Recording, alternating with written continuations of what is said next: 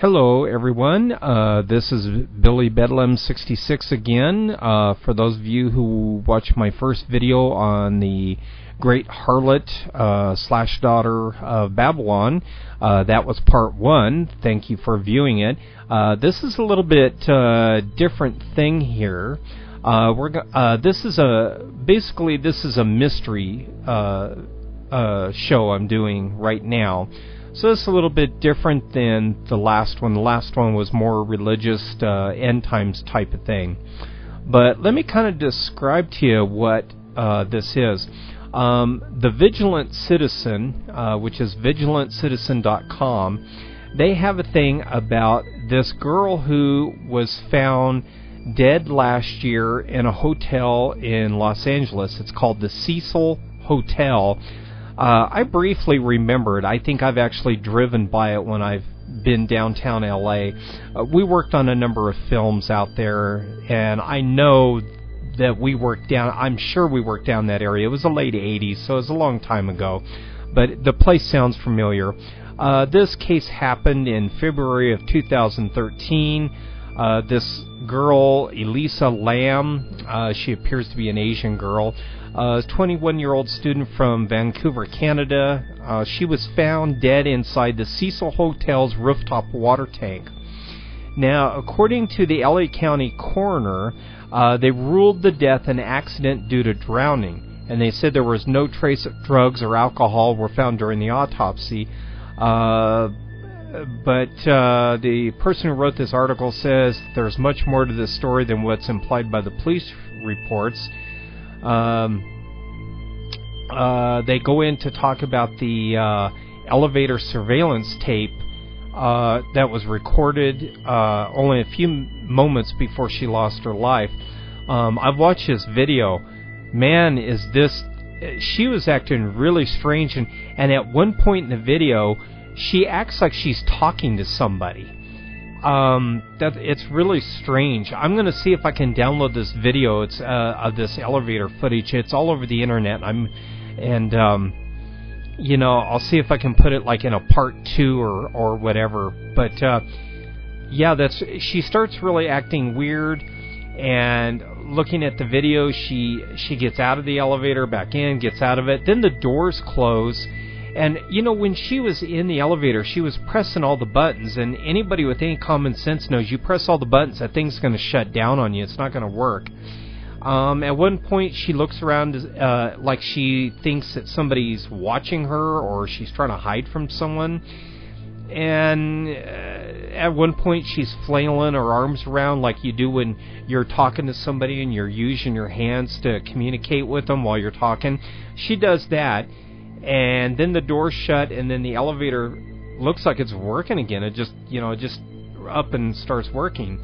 And it was right after this footage that she somehow gained access to the roof of the hotel, climbed into the water tank, and somehow she ended up drowning in it, And then what gets me is, according to the article, they didn't find her for like 2 weeks after her death, and that was only when hotel guests complained about the water's taste and color. Ooh, that is spooky. Oh my God, that is spooky. Anyways, they conclude this part of the article by saying that anybody watched the footage would assume she was under drugs. However, according to the article, she did not have a history of drug use, and the autopsy concluded there were no drugs involved.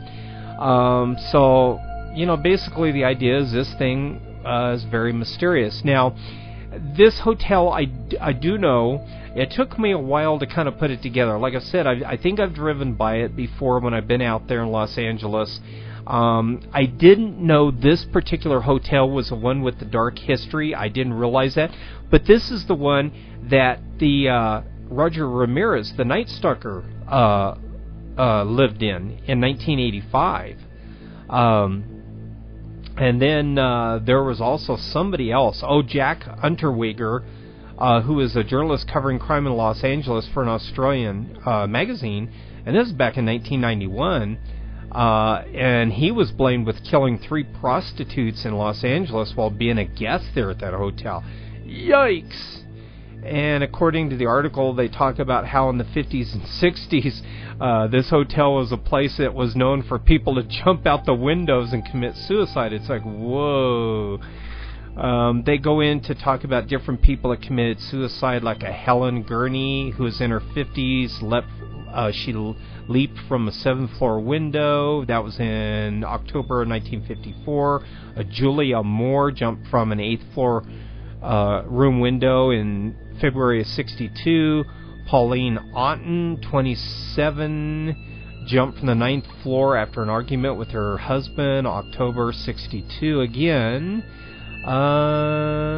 Let's see here. There was also a murder of one resident by the name of Pigeon Goldie Osgood, a retired telephone operator. Was found dead in his ransacked room in June of 64. He had been stabbed, strangled, and raped. Yikes. According to them, the crime remains unsolved. And let's see. They basically say, well, you know, this thing just shows kind of like the morbid history of this hotel. And you got to agree with that. I mean, I know from having been in Los Angeles, I've known lots of places out there that were just too creepy, too weird.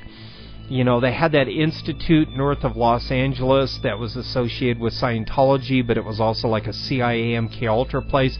I remember people going up there, not for Scientology auditing, but they would go up there to talk with life counselors and crap like that, and they would come back all messed up. I remember that kind of stuff.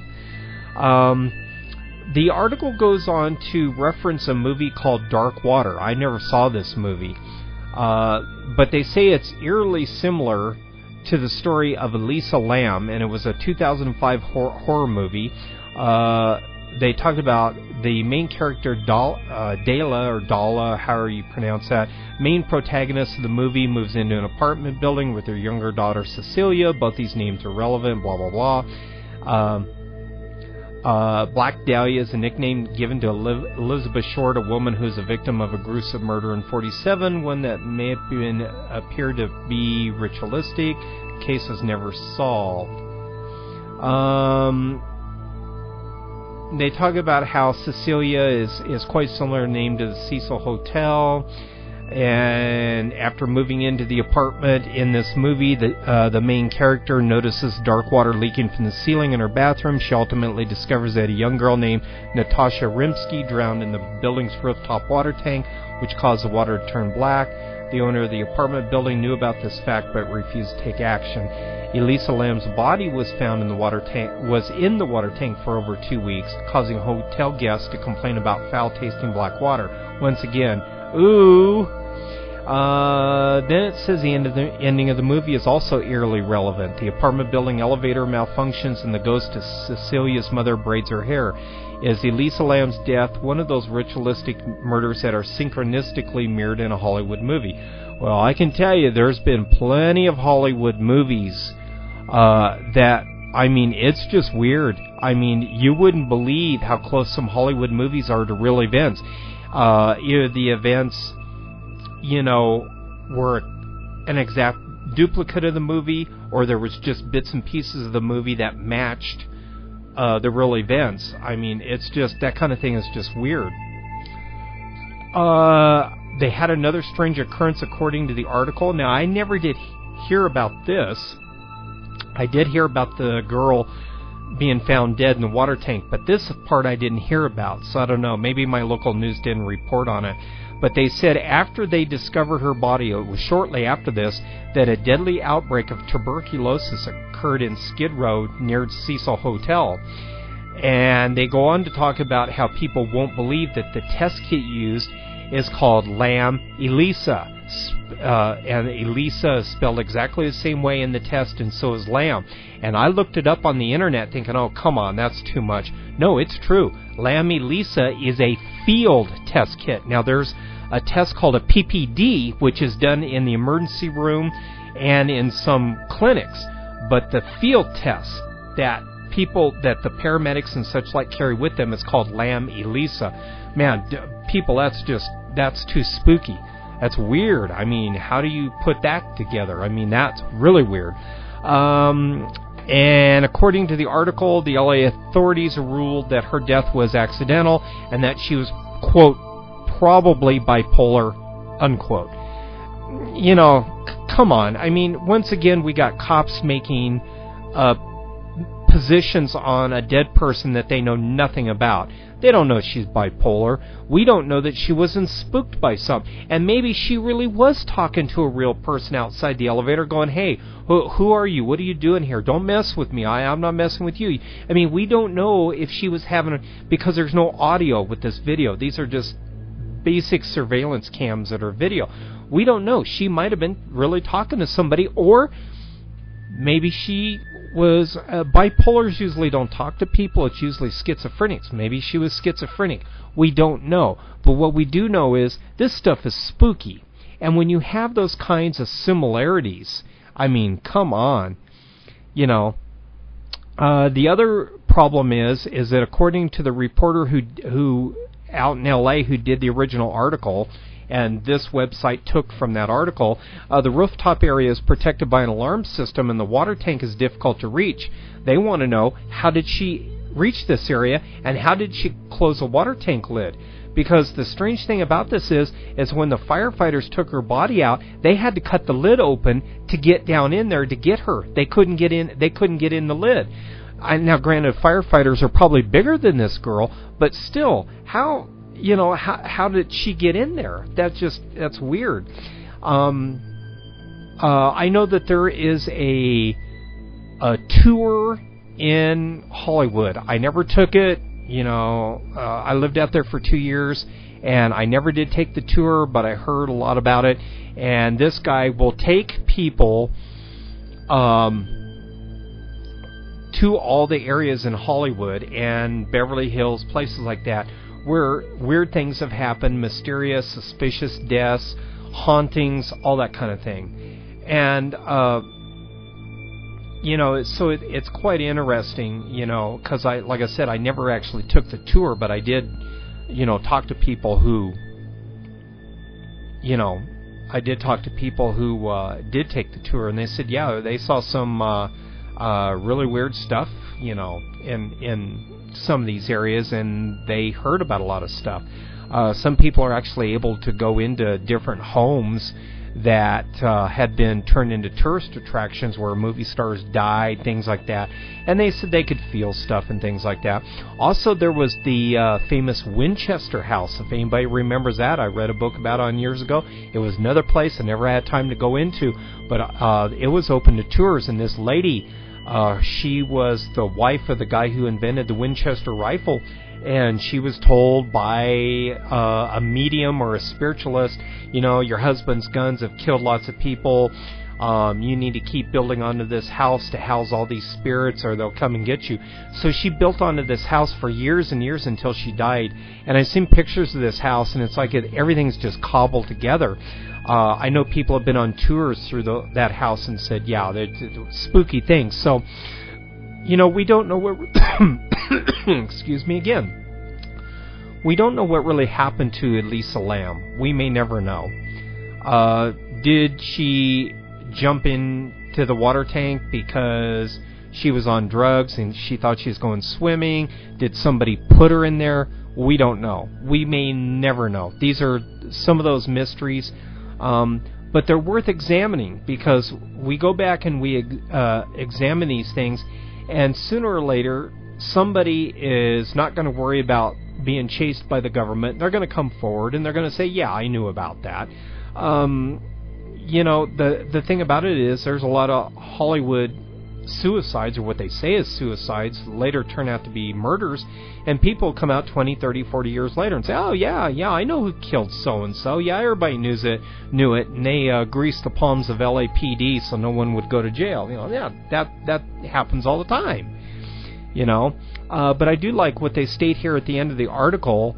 It's a slogan that appears on the Darkwater movie poster, that I was just talking about, that is eerily similar to this case, and the quote is, "Some mysteries are not meant to be solved." Yeah, no kidding. Yeah, I've seen crap like that before. Oh, definitely. I mean, even here in Denver, we've had weird things. people that die and no one wants to explain it, and the cops say, oh, they just OD'd. Oh, really? Well, the autopsy says no drugs. It doesn't matter. They died of drugs. Some crap like that. And there are people in the comment section on this website talking about ritualistic murder. A lot of people don't like that kind of stuff. They don't like to talk about ritualistic murder. But I am convinced it happens. I talked to John DeCamp, the senator from Nebraska, who wrote the book, The Franklin Cover-Up. And he definitely said, that these people that were dying, this was ritualistic murder. I remember a case back in the 80s when I was going to Northeastern Junior College in Sterling, and they had a bunch of stories while I was going to college there. I was picking up the local paper in between classes, and I'm like, oh my God, look at this crap.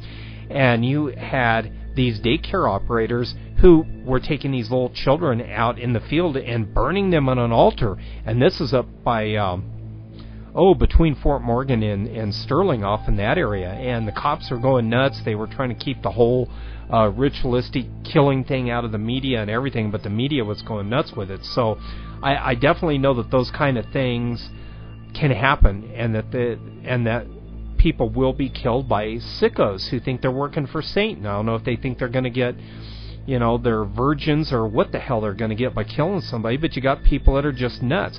But then I also believe that there is an organized aspect to this too, that there are people out there that are very organized, they are Satanists, and many of them are probably government officials. I have no doubts about that happens too, that's going on.